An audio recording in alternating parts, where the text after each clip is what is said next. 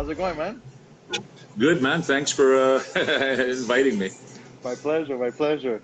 And it's crazy, eh? Like a real Greek, always in the kitchen. Well, you know what? I'm at QDC Burger right now, and we're trying to get this place organized right now. Awesome, awesome. Well, we're on the live feed right now with the Nick and Jimmy Show. Everyone, thank you for joining us. What's up, Effie, as well? And right now we have here the one and only Peter Morentzos, Yeah. the founder of Queue de Cheval. And we're going to ask him a few questions to share a bit of story, how he got started. So, Peter, for anyone that doesn't know you, if you could just say a bit, your story, what do you own exactly, what do you do, and all that good stuff. Let's talk about it. And thank you for joining us, Peter, by the way. It's my pleasure. Well, we started back in '89. We started with a company called the Sunshine Boys. Okay. The Sunshine Boys were, three brothers, and we put together a restaurant in the mountains called Saint-Sauveur, in this little village, beautiful village. And we were just three guys, that wanted to open a business for ourselves. We were working in the brochetterie era at that time, which was phenomenal. It was such a wild time. But times were changing, and I noticed things were changing, and I had this burning, yearning thing to do something on my own. Convinced my brother-in-law now, and we went up north, and we tried this thing called a deli, but a deli at that time that was on steroids. Okay. Called Mo's Deli and Bar. Solid. I don't know. Do you remember? I don't know. Were you around at that time? I was born in '83, so I was only 6. You probably. Yeah, you're establishing my age now. No, aren't you 35? We said you're. Yes, I am 35 in some very expensive country's currency. When you exchange it, you'll come to my age. With the inflation, huh? Inflation. Well, we started in Saint-Sauveur. I've been a restaurant developer for a very long time. We've developed several concepts that probably a lot of people know.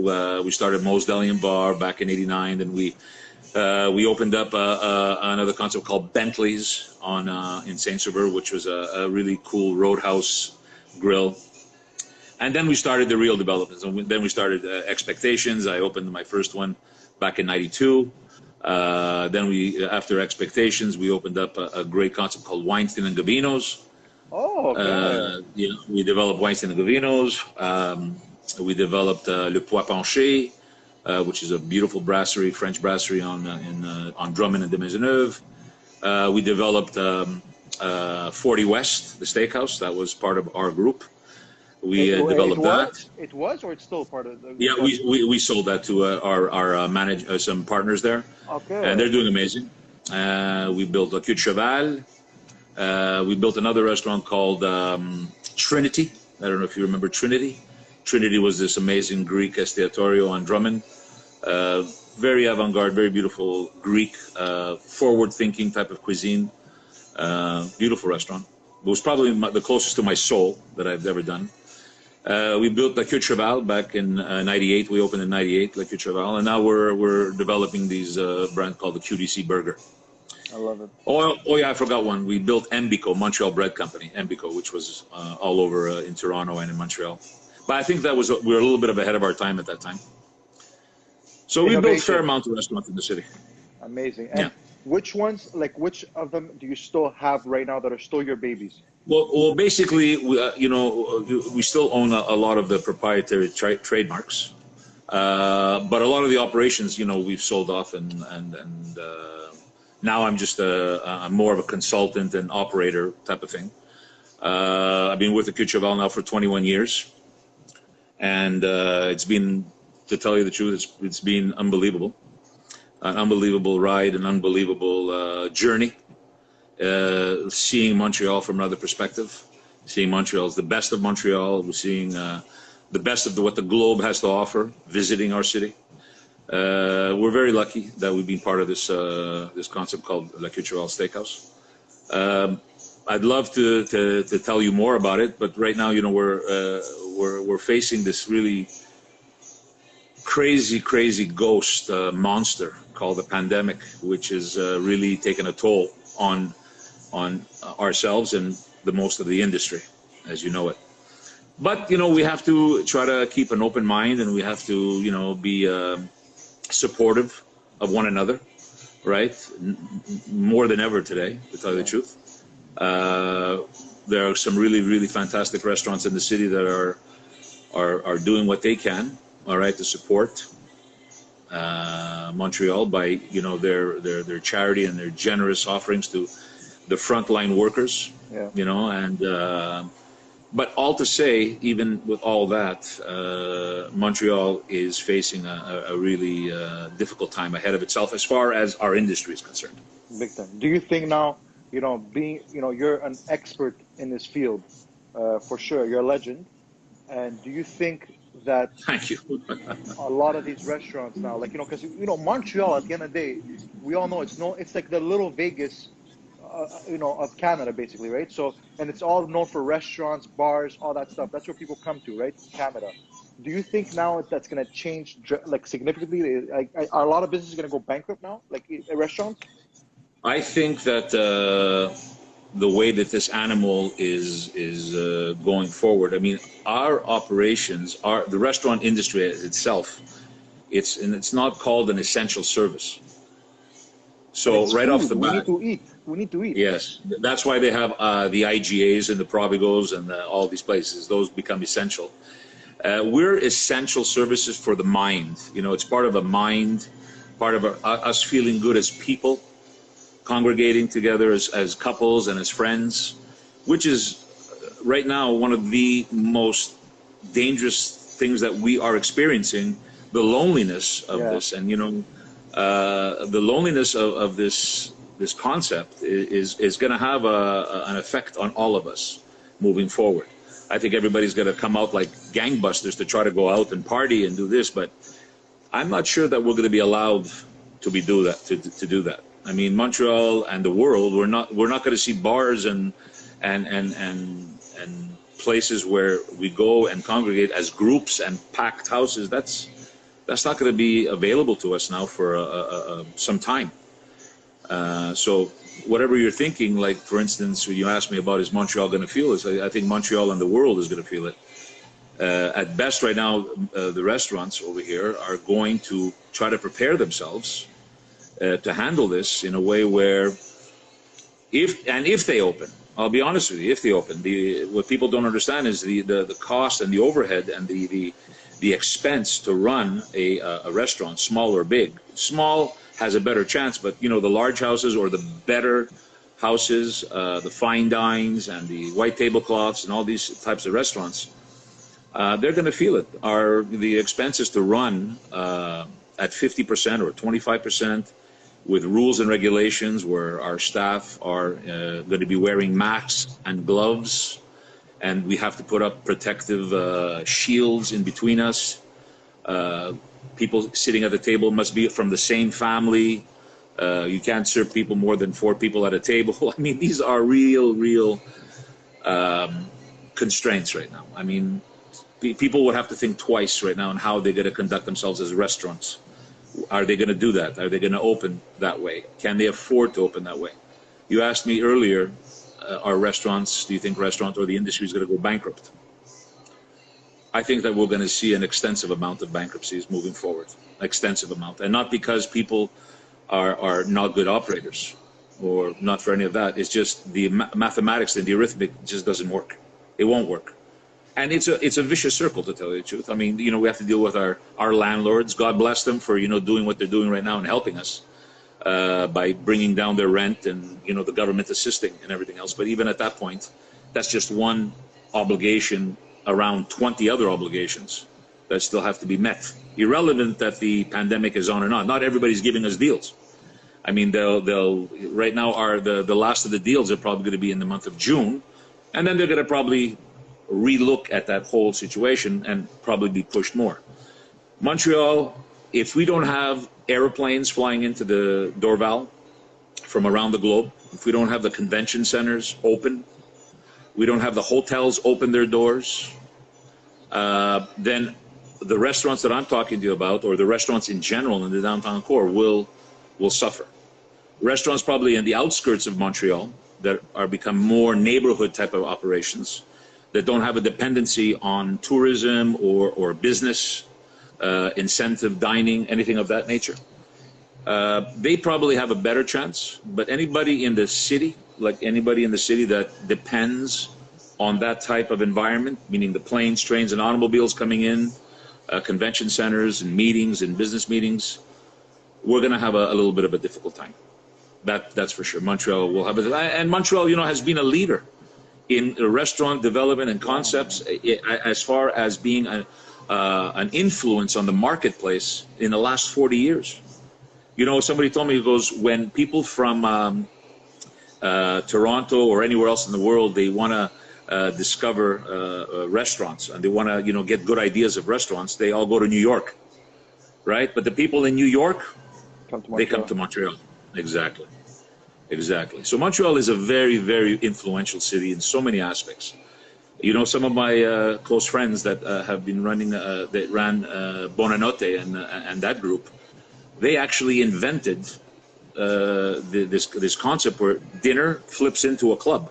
Supper club, yeah. And then all of a sudden, it's 30 years later, and the entire North America picked up on that vibe. It's Montreal, the boys from Montreal, the people from Montreal, the inspiration of Montreal plays an important role in our industry, even south of the border. It's going to be a little bit difficult for us. It's going to be difficult, that's for sure. But you know what? You have to believe. You got to believe. You got to believe what you're doing. You got to believe for a better of man. I think there's a lot of clarity right now, between people that you thought that you could count on, that all of a sudden, are not there, and then people, disappeared. People that you didn't count on, all of a sudden, are there. There's always opportunity in a face of disaster. You just have to find what that opportunity is. It's just part of our life. It's the life cycle. One man's disaster is another man's glory. Yeah. Exactly, it's a treasure. And we're going to have that.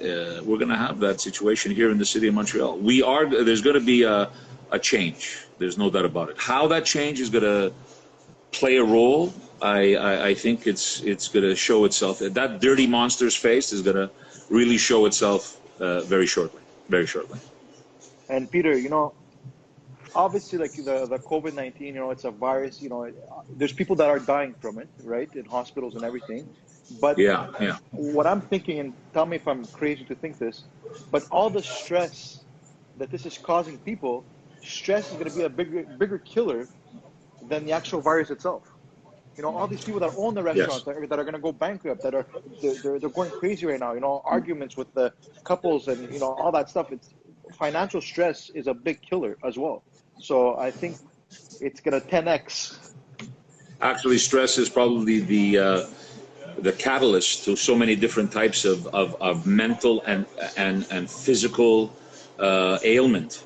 Stress is the beginner of heart attacks. Stress is the beginner of depression. Stress is it plays a different role on everybody, but I can guarantee you that stress is a main factor moving forward. I mean, to everybody, and it's a circle. The lender, the bank, the landlord, the food distributors, the food suppliers, the farmers, the beef industry. Right now, the beef industry.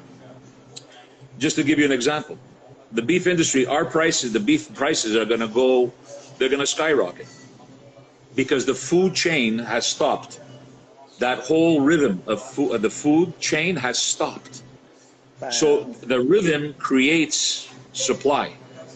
So in this case here, for instance, like beef right now is going to be reaching numbers that we've never seen. From the tenderloin or the rib or the short loin, whatever. I'm going to see things that is incredible already. $10 a kilo right now is just the beginning of it, which I've never seen a price like that before. So, how are we now as the end user going to now break that down and try to now share that or create a profit or create a beautiful experience for a guest without that guest having to pay 30-40% more than what they're used to? And so what do you do? and with masks and visors, and you know, you're going to take out the fire hose. I mean, it's going to be it's ridiculous. Right now, the way I see it is very simple. I think that the opportunity that the city has in opening slowly, they're going to open up non-essential services. I think everybody needs to get their hair cut. I'm wearing a hat because I need a haircut, right? So you're going to see barbers and hair salons opening up. I mean, everybody's going to be pretty happy about that. Everything's going to open up slowly, but restaurants are going to be dealt with differently, all right? Because that's where the serious congregation takes place, and that was the biggest concern, obviously, when they came up with shutting everybody down. I mean, that was, I think they did the right thing by doing what they did, and the way the Quebec government is really applying themselves. But bringing now the restaurants back in play, we're going to have an issue. I mean, masks. I mean, what kind of experience do you want to have going into a restaurant? You want to have a great experience. So I think that one of two things. They're either going to create some sort of pill, a placebo, if you call it, which is something to do with your mind and everything else, to allow people to feel like it's safe and they're going to go out, and if they get sick, we're going to build an immunity towards this particular situation. Yes, we might fall a little sick again, but we need to live with this. We need to move forward with this. We have to accept the fact that there is a strand, all right, that we see now very clearly that it's not affecting, it's affecting, but it's not really affecting the 60 and below age group, where 60 and above has been affected because of respiratory. So either they come up with a vaccine or they come up with a pill that tells the world that go ahead, you can go out. Until somebody says that, I believe, until somebody says, yes, go out. Yes, go out, you're fine. That's how things are going to get back tremendously and fast. If we have to piecemeal this slowly, which looks very realistic that's what's going to take place, unless they come up with something, that yes, our industry is going to be underwater and we're going to see an extensive amount of problems. People will not open. They will not open because they're not going to lose that much money to open. The smaller units, like I told you, will. But as a whole, as an industry, we have an issue. We have an issue. Yeah, but the thing 100%. is also, like, numbers don't lie. I'm sure you do financials all day long, and if you just like some common sense, how the hell can a business that right now your rent will stay the same, right? When you open up, all your expenses will remain the same, but your clientele has to come in at half. So you've answered it. Yeah, but that's the so 90%. You have to change you have to reinvent yourself. But reinventing yourself is one thing, all right? But if you're occupying 6,000 square feet, if you're occupying 6,000 square feet, you have a rent for 6,000 square feet. So at 6,000 square feet, having a capacity of approximately 150, right? And then you have to now serve only 70, maximum 70. And forget about the average per head price that you were charging the guests, which was $80. Now you're bringing that down to $40. So when you do the math, right, you'll see that at best you may be even, maybe, if you're lucky. Forget about making money, but there's a better chance of losing because just the arithmetic doesn't work. Exactly. It just doesn't work. Numbers don't lie. And the industry stopped cold. It stopped. Remember, restaurants work on two things, cash flow and profit. Cash flow and profit. There's not a restaurant in the country that has this word called reserves. There are no reserves in the industry. There's no reserve. People work, people make money through profits, their operation makes profits and cash flow. When you have no cash flow and there's no revenues coming in to create profit, over here, you have an issue. And let's say you do have revenue and cash flow for an operation that has a cost already built in for 6,000 square feet, right? You can massage it, you can do whatever you want, but you're going to have to deal with, right, knowing that you are not making money. You are not going to make money. You will break even, and you may lose money. Better chance you'll lose money. And that's just how it is. The landlords will give you a break, but how much of a break can they give you? For how long? The government right now, God bless them, they've issued us a lot of money out there. They've been, liberal with how they've accepted GST and PST when we have to pay the GST and PST. That time is coming very to the end right now. I mean, once they give you the green light, all bets are off. So now you're going to have to deal with that also. You have to deal with insurances. You have to deal with so many costs and obligations. You have no choice. You have insurance. Just running your business, a business insurance on a 6,000 square foot restaurant, it's got to be close to 20, 25,000 a year. So right off the bat, without even starting the game, and you got to pay your insurance at least $3,000. All right, $3,000 at least. How much a month? Right off the bat. 36 grand a year. You sound so, and you move forward, and you just add and add it, and you'll see that this is where the problem is. You've nailed it on the head. The obligations and the forced obligations that we have as restaurateurs on our establishments, all right, may not allow us to produce the type of revenues that we want, right? Because clientele will be cut. Remember, not everybody, yes, is rushing to go out, but they're rushing to go out to have a coffee. They're rushing to go out, yes, they'll go and have a meal, right? They'll go and do, but remember, in the Lux or in the white tablecloth operations, I mean, unless we have the world converging into our places, I mean, there's only so many people, that fit that clientele profile that go around and spend money. And, we won't see that right away. It'll eventually all come back. But even when it does come back, there's going to be new restrictions that we have to rethink about how our business practice as far as restaurateurs are concerned. I can tell you right now what to look forward to. I can tell you right now that there's going to be iPads and type of touch screen ordering system right at the table. Waiters will be obsolete. Your orders are going to be punched in and they'll go right to the kitchen. And then you'll have a suiteur bring the food to your table. Which takes away the whole experience. Yeah, well, that's number one. Then you're going to have, people at the front door with thermometers. Those radar thermometers. So you come in, they're going to scan your forehead. You got a cold or you're not coming in. That's so imagine horrible, man. That's horrible, right? Man. That is. Then you have people, there's going to be a COVID, what they call it, a COVID or some sort of supervisional type of element that's going to be deployed into the city, making sure that everything is fine. And, the restaurants and the hotels and everybody is going to have to become have to comply to the conformity of these new rules and regulations. And there's going to be issues. There's going to be issues. So you can see everything I'm telling you over here. It's not that, it's like getting a new computer and you've never used the computer before. So, the first thing human nature tells us, that thing sucks. Get it out of here. I don't want to know nothing about this computer. It doesn't know shit. Right? Until you start playing with the computer, and then all of a sudden, you become a slave to that computer, right? Yeah. So it's the same thing right now. They're telling us all these new things about the industry and some of the new conformity that we will have to deal with, and so on and so on. It's like the computer, because we know better, of course.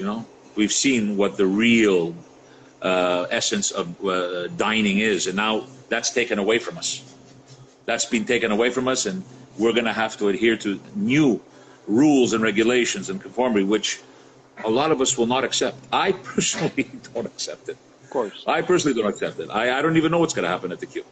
Whether the Queue will continue or weather the storm, I'm not sure yet. We're discussing all that right now. Our smaller operations, like QDC Burger, I mean, these are perfectly positioned for what's coming up right now. A small place, we deal with the social media delivery. We deal with curbside pickup, stuff like that. It's easy. You don't need to come into the restaurant. We have a window. You can sell through the window. And people really need sustenance. They want to change. I mean, the pizza industry went bananas. I mean, the delivery of pizza was unbelievable. That's the greatest thing since sliced bread, and it will never die. But people also now at home discovered that they know how to cook, or if they don't know how to cook, they discovered that, hey, I probably can cook. So now all of a sudden, there's going to be a little bit of a change. Like, for instance, prepared foods. People that have prepared foods, frozen prepared foods. You'll see a big surge into that, right? Because people now, they like eating at home. I mean, they'll want to go out, but they like eating at home. They've discovered a whole different part of their lives. They've discovered their kids. They've discovered living at home and what they have to do, what the food that they eat.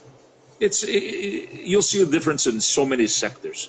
I guarantee you that. But the one thing that will be forever will be pizza and burgers. Oh yeah, and fried chicken.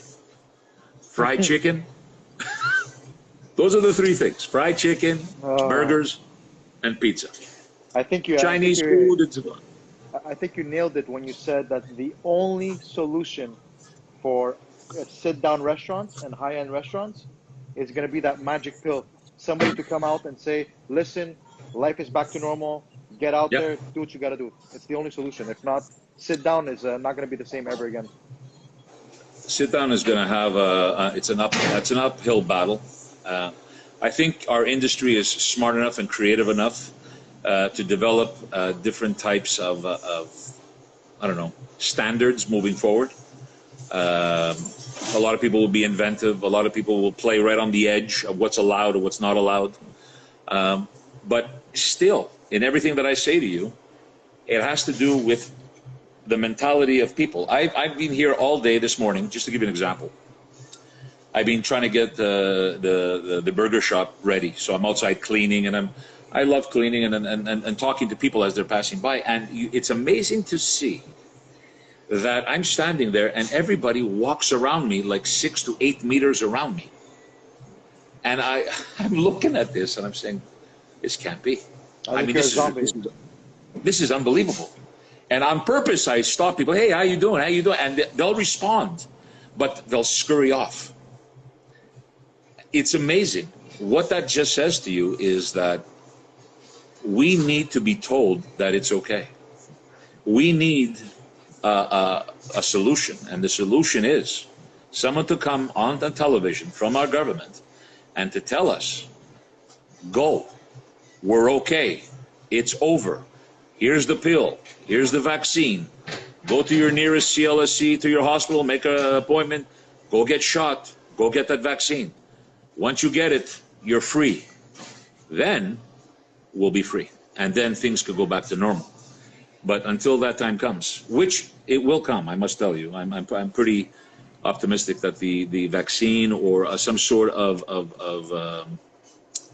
pill, a remedy, a solution to all this is going to surface. It's just, when is it going to happen? It could happen by next spring. I mean, you know, they already have spoken about testing on animals and stuff like that, and they're trying different things. But unless it's told to us, this is what we're going to be seeing. This is definitely what we're going to be seeing. And the economy is going to suffer. Believe me, it's going to suffer. We're already in a recession. I mean, they said it yesterday.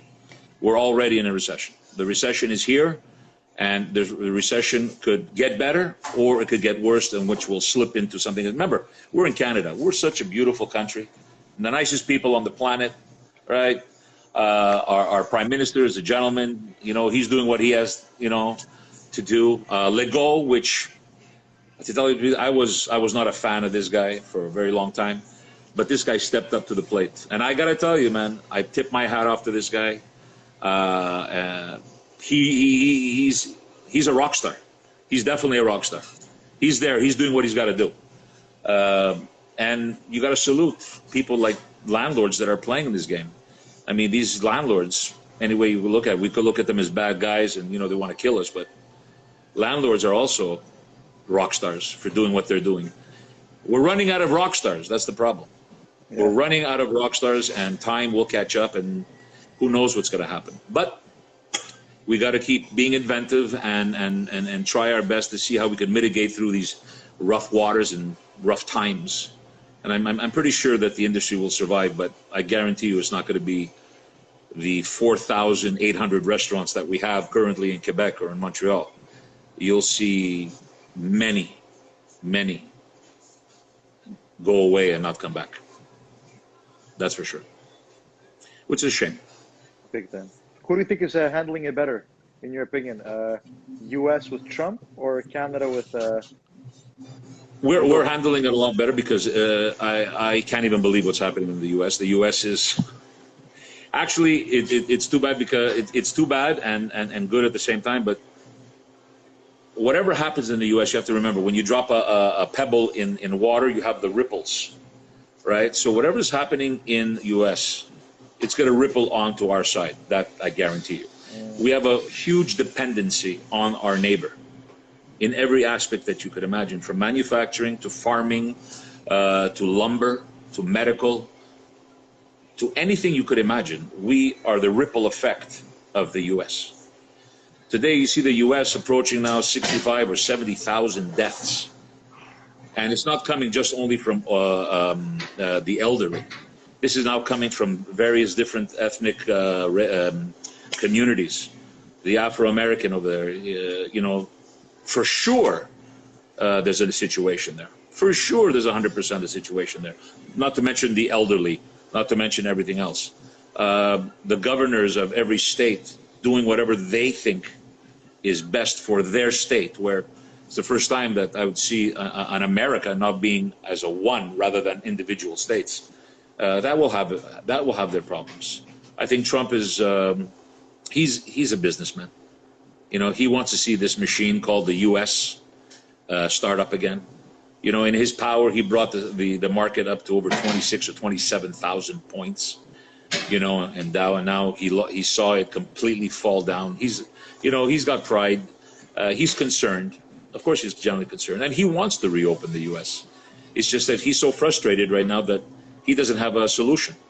Everybody's thinking of a solution. He's always trying to put himself to have a solution, and they're all, you know, contradicting him, or they're fighting against him. That's one thing I don't really appreciate about the United States or any country that would go out of their way to make fun of their leader.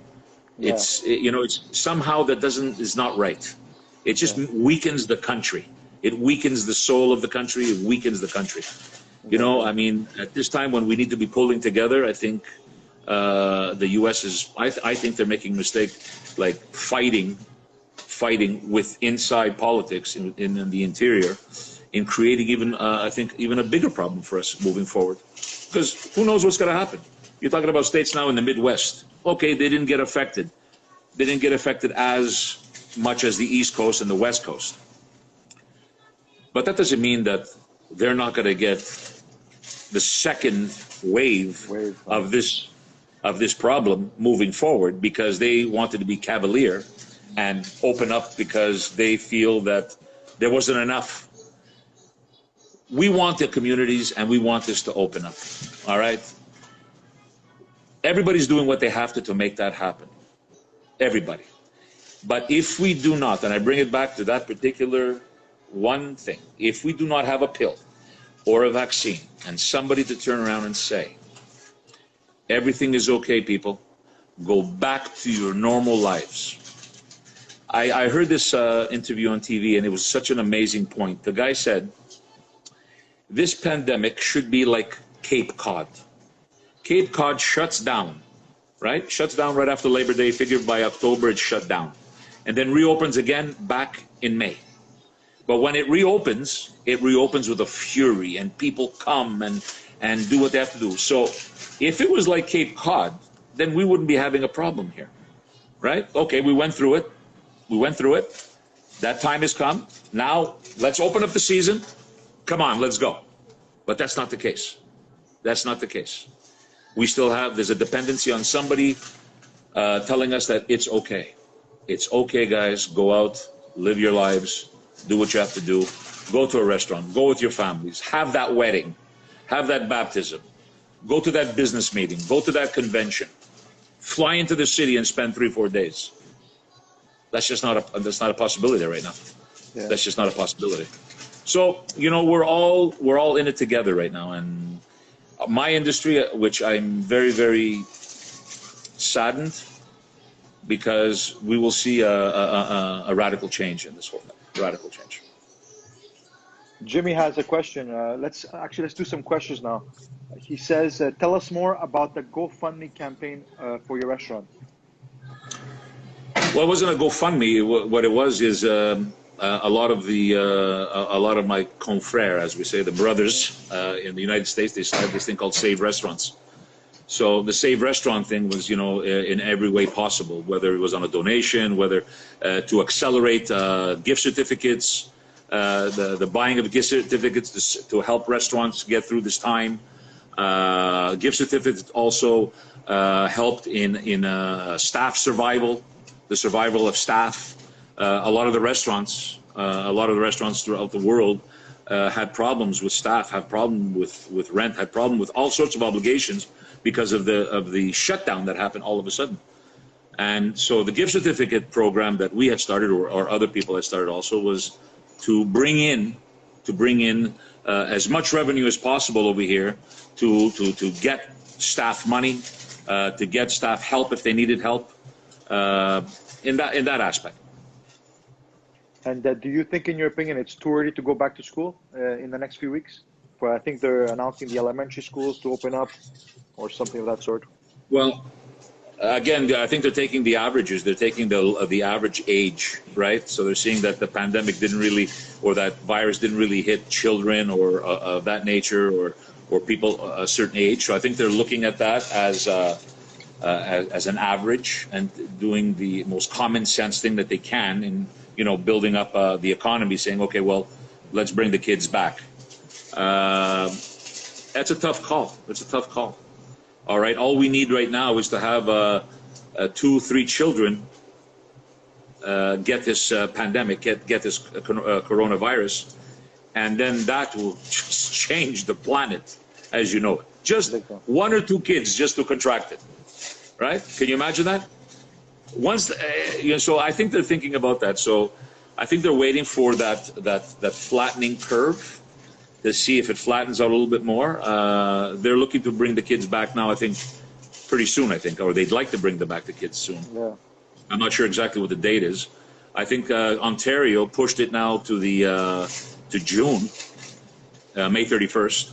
Again, they're going to look at bringing students back and try to finish the end of the year, bringing them back by May 31st. I think it's the same thing here, but I think you're talking about elementary and the garderie, what do you call them? Daycares.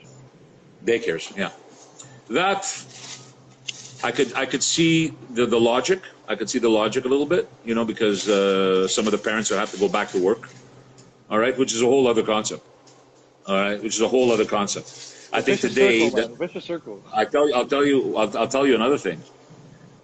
What this pandemic has now discovered is that people can work from home. Mm-hmm. People can work from home. So try to imagine this now. People that have accounting offices, legal offices, I don't know, any sort of office that needs people, that today they're all on their laptops at home. That the efficiency, all right, is probably even better. There's no interruptions, right? So they're focused on their laptop because that's all they have. And their efficiency goes skyrocket up. Now, going back into the mainstream, if you're now the owner of a 6,000 square foot office that have, 80 people working for you. Home. So try to imagine now what this guy's thinking. He'll pay you the same amount of money, but use half the amount of people, right? And get a space that's half the size, if not less. Can you see that, what I'm saying? Office space is dead. So just that world alone, and people, believe me, they are wonderful thinkers. People are wonderful thinkers and they see the benefits. All right, so look for that. You'll see home working from home on a laptop could be a new norm in the future. Yeah. That, I guarantee you that. Same as restaurants. Restaurants have to change their mentality. It's not going to be the same type of place. Okay? And remember, All I'm saying to you here will be in effect until you see that pill. When that pill comes out or a vaccine comes out, then we'll see the world come back to normal. Are you going to take the vaccine? I'm going to take a few. Actually, I got to tell you, I got to tell you, I'm a believer, but I'm also a non-believer a little bit. Maybe I shouldn't say that on live, but because I have my own ideas about this whole thing. You know, being Greek, we have right away in our DNA, we call it conspiracy. There's a conspiracy theory, right? There's a conspiracy. Being Greek, we already have that in our heads, right off the bat. Hard. All right, right off the bat, we know that something beyond has happened. Exactly. But we'll leave that out. Let's just let's put it that we, you know, if we don't have that vaccine or a pill, we're going to have to change our way of thinking. And unfortunately, it's going to take down a lot of people. Take down a lot, not people. Take down a lot of our industry, a lot of the restaurant or all industry that will be affected. So yes. Question for you. Let's say, for example, right now, okay? Obviously, you have a lot of experience. If you were to take somebody that has the same dream as you did, you said back in 1989 or in the 1980s, when you had that, you know, that dream, I want to open up a restaurant, you know, all that stuff. What would you tell somebody right now as advice who their dream as well was to open up a nice, beautiful sit-down restaurant, and that's all they've been thinking about and they've been obsessing about that? Would you tell them, listen, man, change your dream? You know, it's funny. It's funny you say that, because a lot of people come to see me personally as a friend or somebody that I know that, like, you know, somebody would like some advice. Or I'm selling a product. If I'm selling a product, one of our products, like for instance the QDC burger, we'd like to see it move in society as a mainstream artisanal burger, something really special, something like that. In the airport too. So you have it at the airport, right? At the airport too, you have it. We have it at the airport, yeah. So they come to see me, and you know what I say to them? I say, you want me to talk you into it, or you want me to talk you out of it? I give them a choice. If you want me to talk you into it, I'll talk you into it. You want me to talk you out of it? I'll talk you out of it in seconds. Which one do you want? I go. So in this case over here, you're asking me a question. What would I say now today in doing this?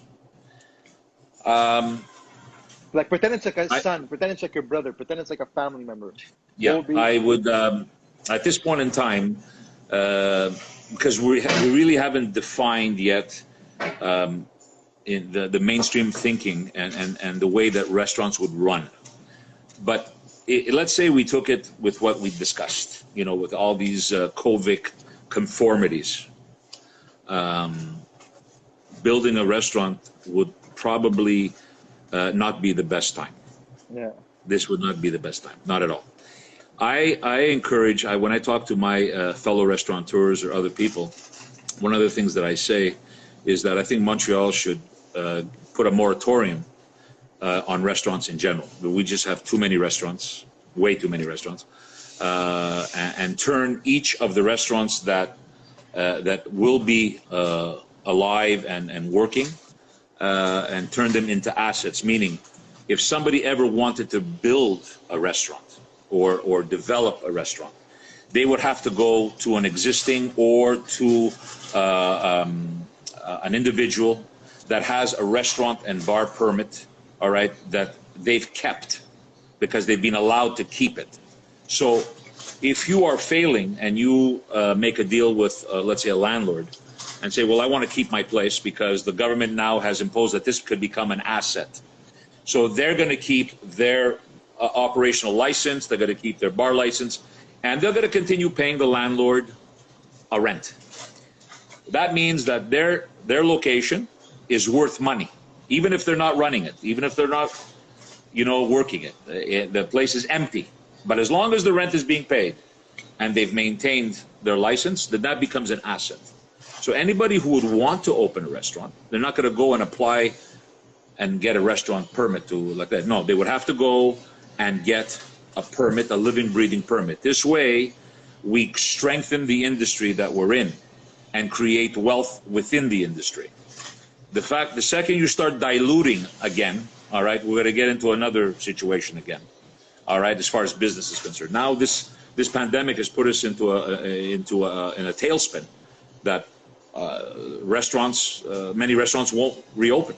So you're going to see like whoever has a restaurant over here may see an increase in sales once this all is said and done, because there's not going to be enough restaurants as there were before. So they'll see a surge of sales because less restaurants, same people.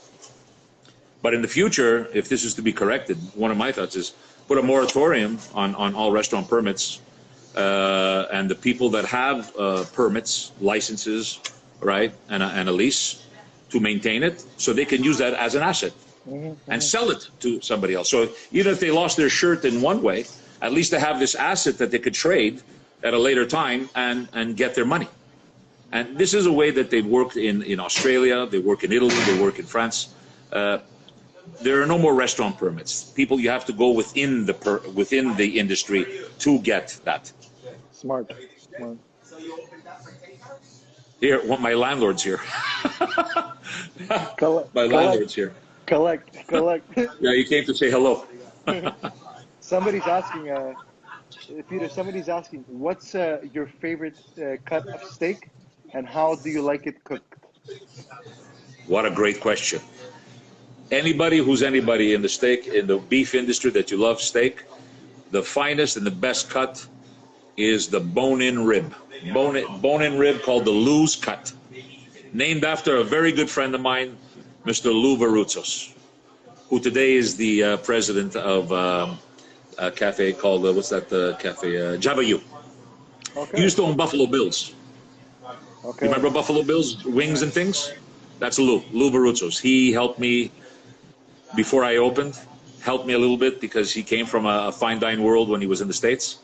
And I promised him that I would name something after him, and I named the most famous steak in the queue called the Lou's cut. 20-ounce, bone-in rib, lots of marbling, lots of fat. All right, cook it medium rare, charred on the outside, little garlic and spice on top, sliced with a fry. That's it. So much passion, I love it. I just got hungry. Yeah, there you go. I just got hungry. Oh, man. So we only have 8 minutes left on the live because it cuts us off afterwards. So let's see if no problem. Just tell me what you like. What do you need? What do you need to know? Let's see here. And do you think? Because of course, stereotype. Greeks. When you think Greek, they always think restaurant. Greeks equals restaurant. Is that true, man? Because I mean, every restaurant.